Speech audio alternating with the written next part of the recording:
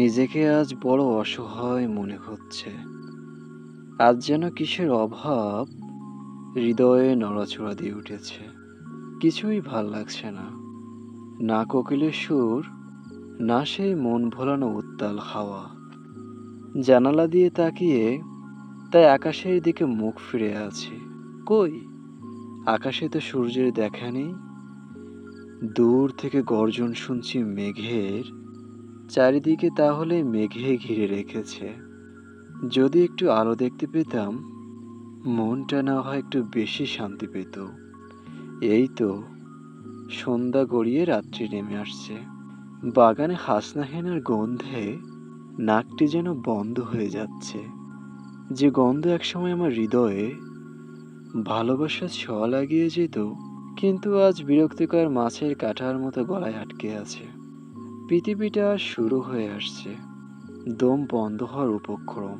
বাইরে দুর্বার হাসির উপর শিশির বিন্দু পড়তে শুরু করেছে। যে শিশিরের ছোঁয়ায় আমার শরীরে শিহরণ জাগত, জীবনে যেন নতুন অধ্যায় সূচিত হতো। কিন্তু আজ আর সেই শিশির বিন্দুতে পা রাখতে একদম ইচ্ছে করছে না। কার ভালো লাগে একা একা সেই অন্ধকার শিশিরে পা ভেজাতে? পা কদ্দমাক্ত গিয়ে যদি পা পিছলে পড়ে যায়, কে আমাকে হাত ধরিয়ে উঠিয়ে দেবে? যে হাতের স্পর্শে আমি হারিয়ে যেতাম কোনো এক স্বর্গপুরে। আজ আর কিছুই ভাল লাগছে না। পড়ার টেবিলেও মন বসছে না। ডায়েরির পাতা খুলে কিছু লিখতে হাত বাড়ালাম, কিন্তু কলম যে আর চলছে না। হাত কাঁপছে, পা কাঁপছে, চোখ দুটি লাল হয়ে গেছে। আর একটু হলেই অঝোর ধারা বৃষ্টি নামবে হৃদয়ের আকাশে। জানালা দিয়ে হঠাৎ চোখ পড়ল আকাশের দিকে। কি যেন মিটমিট করে জ্বলছে। হয়তো মেঘের ফাঁকে চাঁদ উঁকি দিচ্ছে পৃথিবীর দিকে। হৃদয়ে প্রশান্তের ছোঁয়া, আদো আলো আদো ছোঁয়ার মতো ফিরে আসতে শুরু করেছে। নতুন কোন আশার আলো। কিন্তু সবই স্বপ্ন। যে স্বপ্নে বাঁচিয়ে রেখেছে আমায়, হয়তো সেই স্বপ্ন আস্তে আস্তে বিলীন হয়ে যাবে হৃদয় রক্তক্ষরণে।